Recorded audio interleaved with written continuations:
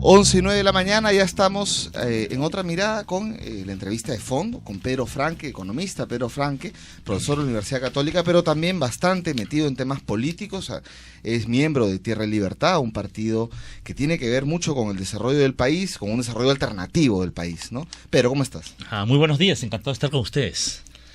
Bueno, Pedro, estamos en este rollo de la prosperidad falaz, ¿no? 10 años de crecimiento económico, nuevamente, como tantas veces en el país, en la historia de la República, siempre ligado a un recurso natural, a la explotación de un recurso, en este caso mineral.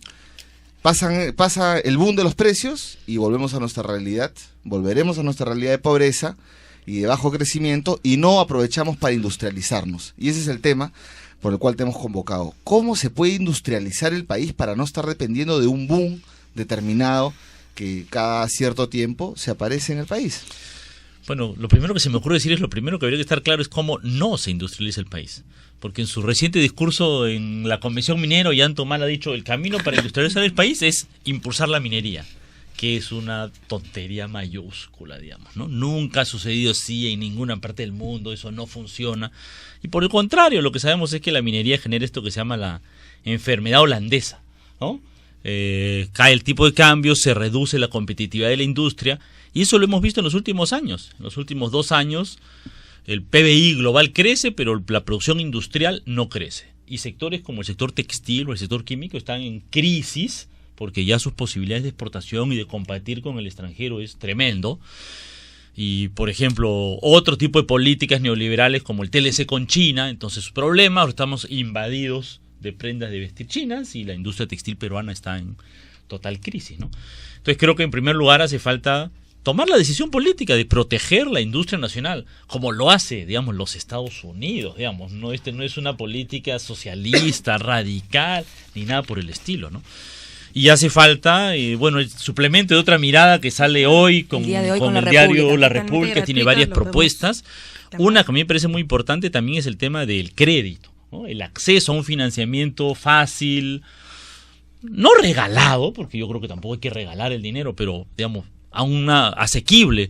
Porque tú dices, bueno, ¿cómo va a competir una industria nacional que tiene que pagar por ser una pequeña o mediana empresa 50%, 70% de tasa de interés, con una industria que viene de Estados Unidos de pagar una tasa de interés de 5%, de China una tasa de interés de 5%, ¿no? Oye, lo que dices de financiamiento, justamente me has hecho acordar que ayer estaba conversando con unos amigos que son agroexportadores, específicamente con el gerente comercial de una importante agroexportadora en el Perú, y me dice, mira, acá hay los que nos venden las cajas son unos peruanos que las traen de Chile. Las cajas para poner ahí la fruta. Claro, ¿no? Las cajas, pues. Entonces, después de 10 años o más de vender cajas importadas, estos peruanos han decidido, ¿sabes qué? Las vamos a fabricar acá. Vamos a abaratar los costos, vamos a poner la fábrica en Ica. Está trayendo la máquina italiana. Van a tener mayor control sobre el producto y sobre el precio. Y le dicen, oye, ¿quién te ha financiado? ¿Cómo estás? Mira, estamos metidos, hasta la camisa que tengo puesto está metido ahí en este negocio. O sea, si ese negocio fracasa, se van al tacho o vamos a tener que volver a importar cajas chilenas. Entonces, eso te da cuenta cómo el emprendimiento industrial, digamos, está completamente en la última rueda del coche. Y efectivamente, hay distintos mecanismos, ¿no? Crédito es una posibilidad, ¿no es cierto? El Estado ahorita que tiene cantidad de reservas internacionales, el gobierno central que tiene un montón de plata acumulada de superávit fiscal y que lo que hace es colocarla y prestarla en el exterior, ¿no? Colocarla en un banco internacional para que se preste en Estados Unidos, ¿no? Para que se preste en Europa.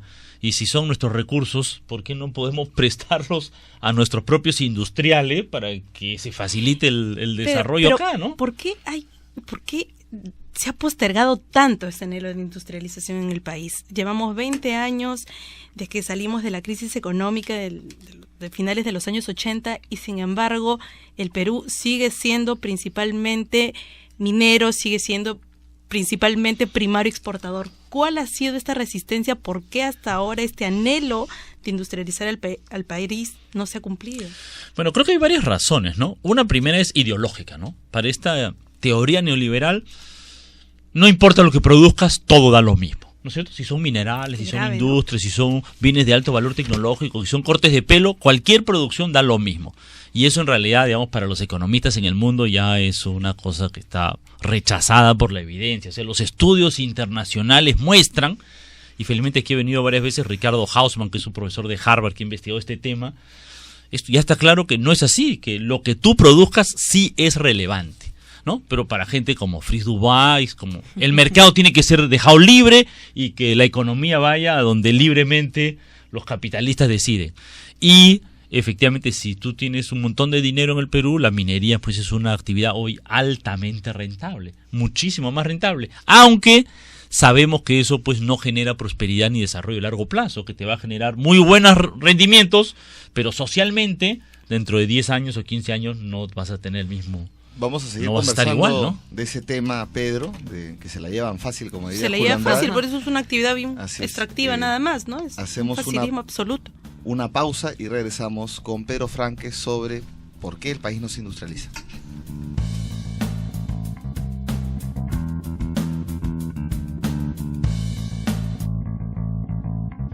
Seguimos en Otra Mirada Radio con Pedro Franque. Recuerden que el día de hoy pueden reclamar gratuitamente su suplemento sobre industrialización en el Perú de Otra Mirada, nuestro suplemento número 28 con el diario La República. Pedro, estábamos conversando, habías quedado con la pregunta de Daisy de por qué es que no se quiere industrializar el Perú. Nos estabas comentando justo de la ideología neoliberal. Claro, hay un tema de ideología y hay un tema de atracción del capital donde es más rentable, digamos, la inversión minera, digamos, ¿no? Y creo que el Estado, pues luego del golpe de Fujimori, ha aplicado esta política en la cual la industria es la última rueda del coche y no tienen, una tercera razón es que no tienen fuerza política. Quienes dirigen la política nacional, ¿no? Hoy los representantes de las grandes empresas que salen más en las cámaras no son industriales, son mineros. ¿Quién quiere ser candidato? Roque Benavides, ¿no? ¿Quién es el actual presidente de la Sociedad de Industrias? No sé. Honestamente, pero es un personaje nacional el presidente de la Sociedad Industrial. Nadie sabe. Sabemos que es el presidente de la CONFIED, de la Sociedad de Minería y Petróleo, de la Asociación de Bancos, pero no era Pedro Laechea, pues, pero que él sí tenía como una personalidad fuerte, pero ahora sí no sé quién es. ¿Quién será? Eso creo que refleja la debilidad política, o quién es el representante, aunque no sea quién sea el presidente formal, ¿no? ¿Quién es el industrial destacado en el Perú que lleva la voz de? Es verdad lo que dice Pedro, ¿no? Cada vez que quieren sacar digamos, la opinión sobre un tema industrial en este país, llaman a alguien, un representante minero, ¿no? Eso es, digamos, la cabeza visible. No es solo la debilidad política, es la falta de prioridad, porque, por ejemplo, tienes a Ollantaytamala diciendo creo que ha sido la semana pasada nomás, que iban a armar un plan de industrialización, pero ya tenía una intención de plan de industrialización en su plan de gobierno, y ya había otro en el plan de gobierno del 2006 también.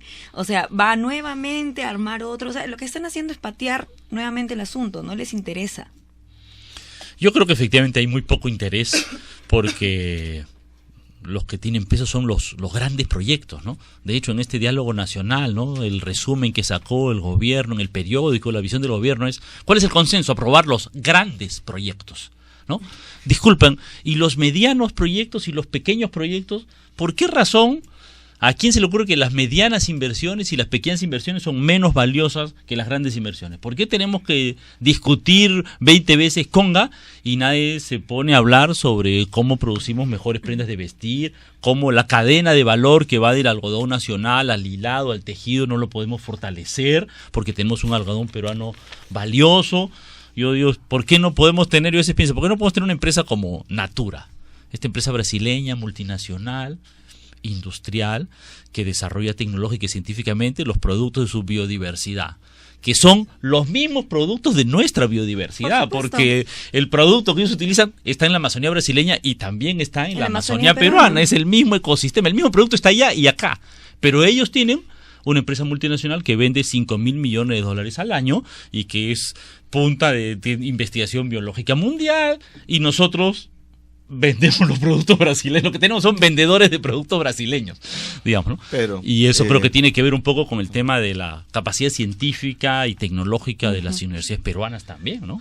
Pero mañana tienes la oportunidad de entrar al gobierno, ser ministro de la producción, cercano al presidente de la República. ¿Qué proyecto industrial vas para adelante? ¿Cuáles serían, ya en términos de medidas concretas, avanzar en esta industrialización? ¿El gas? No sé.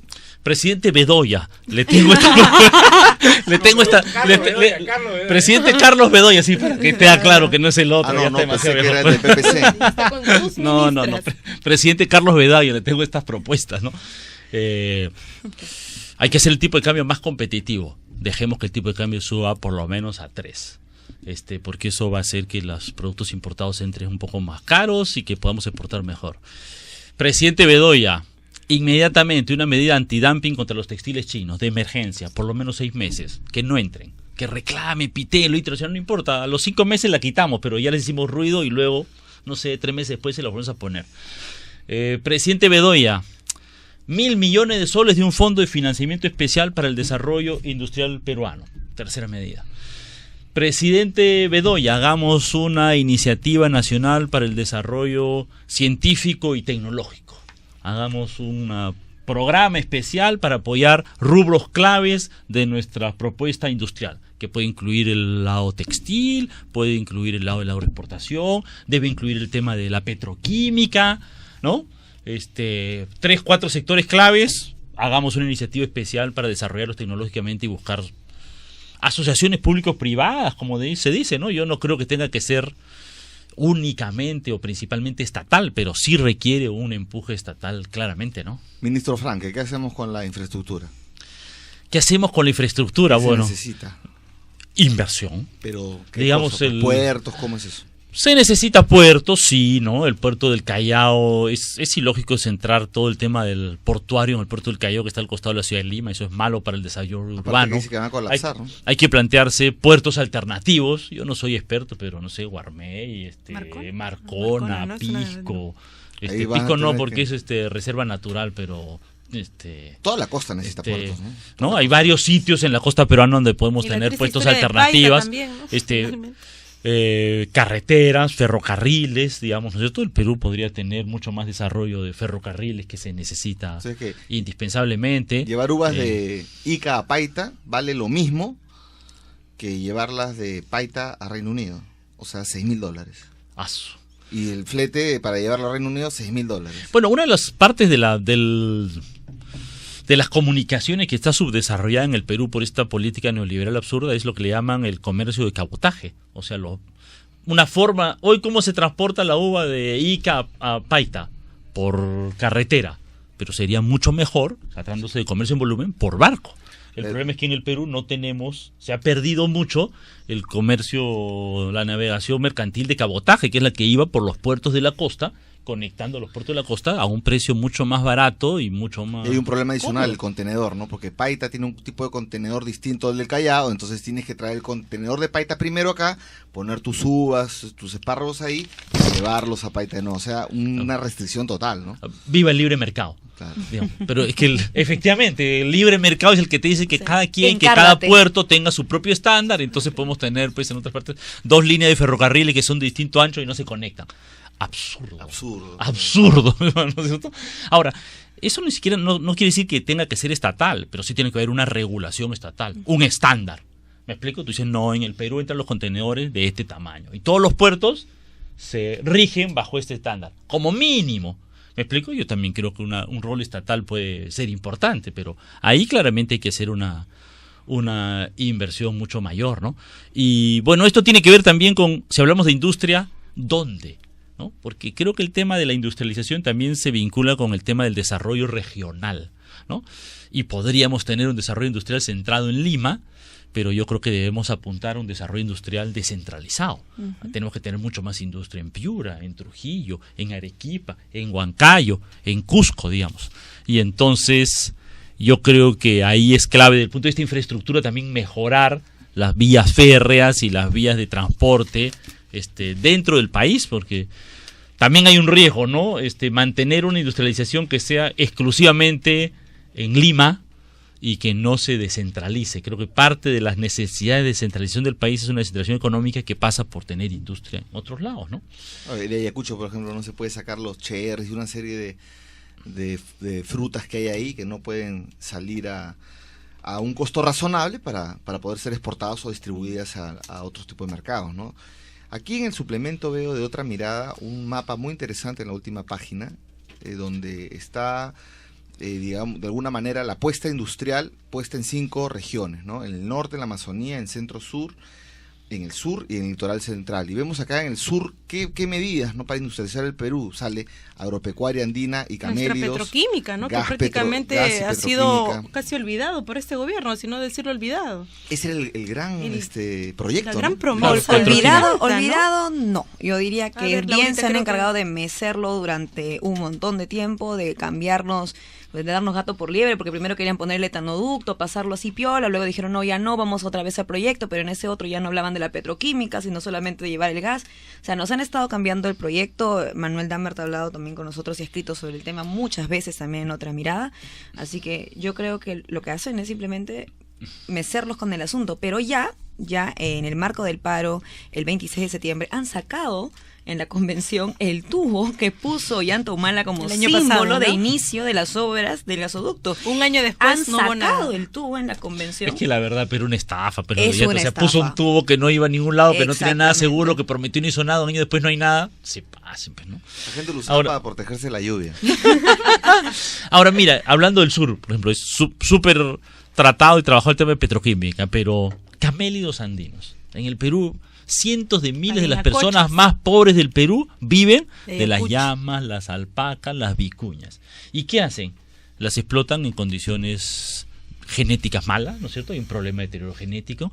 Se vende a un monopsonio que les paga poco dinero y que no se industrializa y se procesa en el Perú. ¿Por qué no puede ser el Perú tener un proyecto en el cual, nosotros tengamos un buen trabajo, un buen manejo de la vicuña y las alpacas, tengamos una fibra de alta calidad y saquemos nosotros, hagamos el hilado, el tejido y vendamos al mundo chompas de, no sé, alpaca bebé, de alpaca o de vicuña de alta calidad a un precio que puede tener un alto precio? Mientras que en realidad lo que se sabe, lo que está pasando es que ahorita cada vez más, pues la lana de alpaca ahora es de Nueva Zelanda, mano. Es una Claro, sí. no sé cómo decirte, qué vergüenza, digamos, ¿no? En fin, Qué lamentable, ¿no? tendríamos Chompa de que- alpaca de Nueva Zelanda, ¿qué es esto? Tendríamos que seguir conversando de esto mucho. Lamentablemente el tiempo en radio es cortísimo. Los invitamos nuevamente a leer el suplemento que ha salido hoy día con el diario La República, Otra Mirada número 28, El Gran Reto, industrializar el Perú, donde van a encontrar información de primera mano sobre esta apuesta nacional que debería ser la prioridad en este momento. Muchas gracias, Pedro, por estar con nosotros y el mejor de los éxitos en todas las campañas que emprendes y en todos los emprendimientos políticos también en los que estás metido. Encantado de servir con usted, presidente Bedoya, a su servicio. Bien, regresamos en Otra Mirada.